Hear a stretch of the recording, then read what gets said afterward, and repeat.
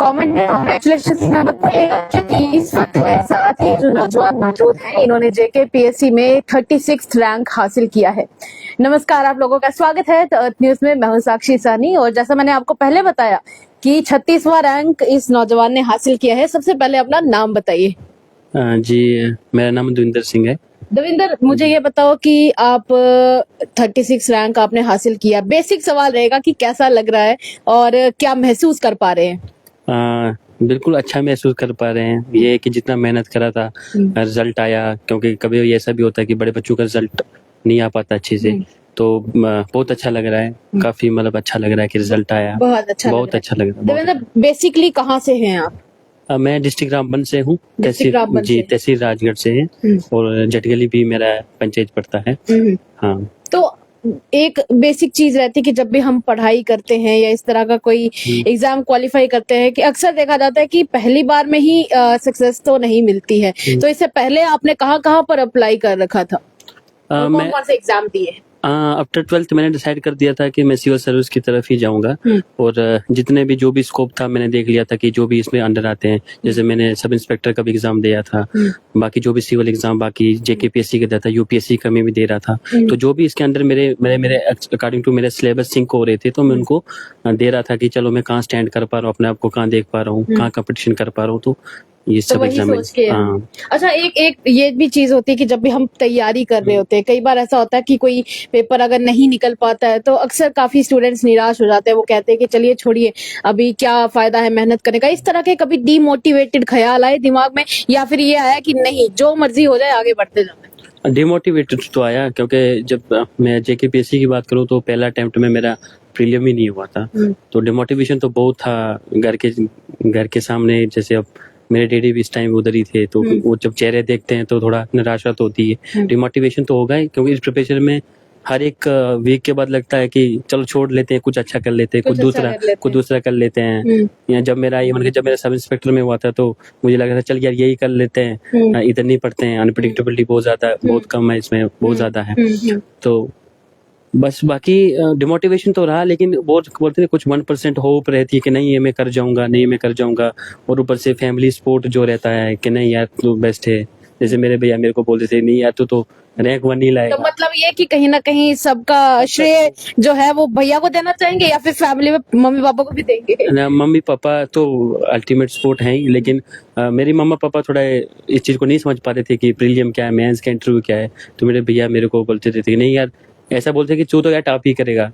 हाँ, तो इस टाइप का वो अभी तो हमें लगता है कि वो चीजें कुछ नहीं होती, लेकिन अभी लगता है कि डिमोटिवेशन मोड में आपको लगता है यार कि इनको लग रहा है कि मैं टॉप कर पाऊंगा, यहाँ कहीं रैंक ला पाऊंगा। तो वो चीजें बहुत मोटिवेशन करती है, बहुत मैटर करती है, क्योंकि आप उस टाइम पे बिल्कुल होप चाहिए होती है इंसान को। तो उन्होंने बोला कि नहीं यार, जब पहला अटेम्प्ट मेरा नहीं हुआ था तो मैंने भैया से कॉल करा कि नहीं हुआ।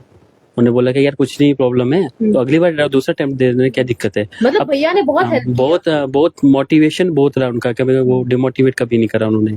और अच्छा, एक चीज मुझे बताए, क्योंकि आप रामबन से हैं तो अब आपने ये एग्जाम क्वालिफाई कर लिए, काफी ज्यादा समय नहीं है कि आपको अपॉइंट भी कर दिया जाएगा। तो सबसे पहले रामबन के लिए क्या करना चाहोगे?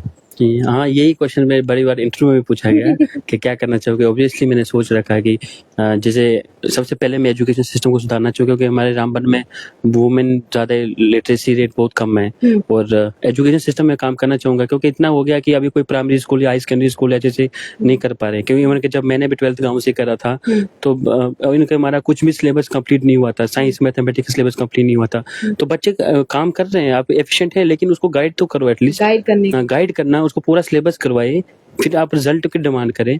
हाँ, तो मैं ये चीज पे करूंगा कि चलो मैं सोचता हूँ कोई सोशल ऑर्गेनाइजेशन बनाई जाए, इसमें मैं भी शामिल रहूँ या कोई भी दूसरे मेंबर शामिल हैं। हम इस चीज पे पहले काम करें कि एजुकेशन सिस्टम को सुधारें। एटलीस्ट जो सिस्टम में लगे हैं उसको थोड़ा सुधारने की कोशिश करनी चाहिए। एजुकेशन सिस्टम को मतलब आप सुधारना चाहिए। हाँ, मैं काम करना चाहूंगा इस पे। दूसरा फिर वुमेन एम्पावरमेंट भी है हमारे उधर बहुत सारे। मेरा आज ही पीछे रामबन का केस आया कि अपने हस्बैंड ने अपने वाइफ को शाम को पुल पे लेकर देखा, आपने सुना ही होगा श्लेषा देवी का केस।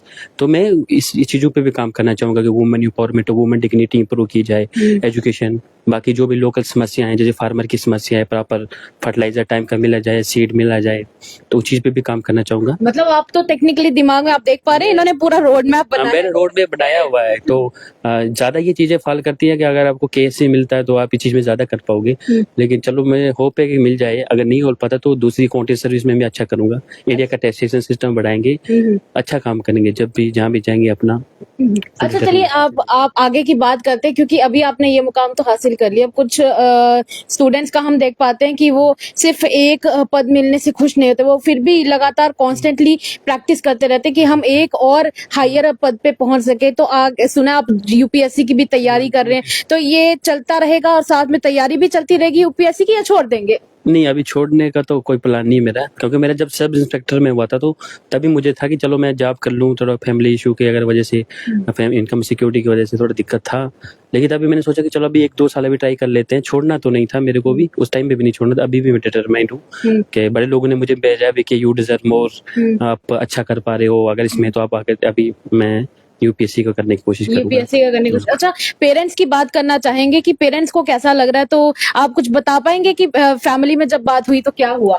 12:30 बजे, शायद 12 बजे रिजल्ट आई थी, तो मैंने पहले डैडी को फोन करा कि डैडी रिजल्ट आ गई, तो डैडी बहुत ज्यादा इमोशनल हो गए थे, मैंने चीजें फील भी करी। हाँ, तो अच्छा लगता है फैमिली को जब ऐसे करते हो, तो बड़ी जगह से विशेष भी आई। सबसे ज्यादा खुश पापा थे?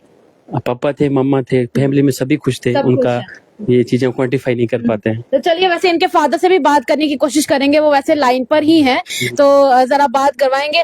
नमस्कार सर, कैसे हैं आप? बिल्कुल सर, ठीक ठाक है सर। सर, आपके बेटे को 36वां रैंक मिला है, कैसा लग रहा है देख के? बहुत अच्छा लग रहा है सर, बहुत अच्छा लग रहा है सर। बहुत अच्छा लग रहा है। तो आपको क्या उम्मीद क्या थी कि इस बार हो जाएगा क्लियर? जनाब, हम तो मेरे रक्षे पर बच्चे पर डिपेंड होता था सर, तो उन्होंने भी जो दिखा दिया जनाब हुनर, तो फिर क्या करेंगे। अच्छा हो गया सर, खुश हो गए, सब खुश हो गए हैं? सब खुश हो गए जनाब। दयाल सरपंच जो भी जितना सारा खुश हो गया जनाब। आगे की एक रोशनी तैयार हो गई, आगे की ऐसी ऐसी बच्चे भी कोशिश करेंगे तो अच्छी हरकत करेंगे सर। तो ये आपका बेटा कह रहा है कि आगे यूपीएससी की भी तैयारी करता रहेगा, क्या लगता है यूपीएससी भी निकाल जाएगा सर? और मैं तो रखते हैं सर, तो आगे फिर वो मेरा ऊपर हर वाला है, हम क्या कह सकते हैं वो बच्चे। चलिए शुक्रिया बातचीत करने के लिए sir. Thank you sir, thank you जनाब, बहुत बहुत। तो इनके फादर से भी बात हो गई है, इन्होंने बताया है कि सब वहां पर काफी खुश हैं, पूरा परिवार खुश है। एंड इनफैक्ट देखिए, बड़ी बात यह है कि जब कोई इस तरह का रैंक हासिल करता है तो सिर्फ और सिर्फ परिवार ही नहीं, बाकी के सभी रिश्तेदार, दोस्त, और मैं तो कहती हूँ कि मोहल्ला हो या जिला हो, सब लोग कहीं ना कहीं एक गर्व महसूस करते हैं कि हमारा बच्चा है, इतना बड़ा रैंक हासिल किया है। पर आप लोग इनके लिए कॉन्ग्रेचुलेशन जरूर लिखिएगा कॉमेंट में, क्योंकि इनके लिए एक कॉन्ग्रेचुलेशन बोलना तो एक छोटी सी बात है। पर चलिए, तब तक के लिए मैं चाहूंगी एक लास्ट मैसेज आप बाकी के यूथ को दे दें जो अभी प्रिपरेशन कर रहे हैं, कहीं ना कहीं जो थोड़ा सा डीमोटिवेटेड फील कर रहे हैं, उनके लिए आप क्या पॉजिटिव मैसेज देना चाहेंगे ताकि वो भी आप ही की तरह मेहनत करके आगे जा सके? मुझे लगता है कि अगर मैं कर पाता हूँ तो हर एक एस्पिरेंट जो इस लाइन में आ गया है वो कर सकता है। हाँ, ये कि मैंने जब मैं यूनिक के मॉक भी देने जा रहा था तो मैंने ऐसे भी स्टूडेंट देखे जिनका 44 टाइम इंटरव्यू है, इस बार 4 टाइम इंटरव्यू है। तो वो चीजें होती है, मुझे भी लगा कि शायद इस बार ना हो पाए, लेकिन डिमोटिवेटेड नहीं होना है। ज्यादा मेरा ये रहा कि मैं अपनी अम्मा से और अपने डैडी से बात कम कर पाता था, क्योंकि इंटरनेट इशू की वजह से अपने लोकल गांव में रहते हैं, तो अपनी मम्मा पापा से बात करते रहे, जो मैं थोड़ा मिस करता हूँ। मतलब कि मैं अपनी अम्मा से वो चीजें नहीं कर पाता था क्योंकि कनेक्टिविटी की वजह से। अपने माँ बाप से बात करते रहे, अपने लोगों से बात करते रहे। ये नहीं कि बिल्कुल किताब के पीछे पड़ी जाना है और ये चीजें, क्योंकि वो चीजें बहुत डिमोटिव। अपना नंबर 1 के साथ बहुत क्लोज रहे, क्योंकि मेरा कजन, छोटा कजन मेरे को बहुत, दिलजीत जैसे उनका नाम है, उन्होंने भी बहुत सपोर्ट करा मेरे को। उन्होंने बोला यार तू तो कर ही लेगा, तू टेंशन क्यों ले रहा है, तू तो कर ही लेगा। तो भैया है, मतलब कि अपने नंबर 1 को बहुत क्लोज रखिए। एक लास्ट चीज रहेगी कि बताइए, रामबन में कौन सी भाषा बोली जाती है? सुना सराजी बोली जाती। तो सराजी में अपने रामबन के लोगों के लिए एक मैसेज छोटा सा सराजी लैंग्वेज में। बाकी सब ठीक ठाक छो, मेहनत करता रात, मेहनत का फल जरूर मिलता है, मेहनत का फल मिलना चाहिए और बाकी मेरी वजह से सबको राम राम। तो देखिए इन्होंने सराजी में भी एक मैसेज दे दिया है यही कि आप मेहनत करते रहिए। मेरे भैया भी बोलते रहते थे ना, मेरे भैया बोलते थे कि भगवान आपको उतना ही देता है जितना आपने करा है, भगवान 1% एक्स्ट्रा नहीं देता और 1% भी नीचे नहीं देता है। उनकी बात मुझे बहुत अच्छे लगा कि जितना आप फाड़ कर पाते हो, ये मत देखो कि कौन दूसरा बंदा, अपना सेल्फ कंपटीशन रखो, अपने आप से कंपटीशन रखो कि आज मैं बेहतर करूं, कल मैं बेहतर करूं, और धीरे धीरे मुझे लगता है कि सक्सेस मिल ही जाती है। और अगर वो भी है कि इस एग्जाम ऐसा है कि अगर इसमें आपको मतलब कि नहीं सक्सेस मिलती है, मतलब कि कभी बैड लक भी रहता है, तो आप कहीं ना कहीं अच्छा ही करोगे, आप कहीं ना कहीं किसी चीज में, क्योंकि आपको ये बहुत ब्रॉड नॉलेज दे देती है।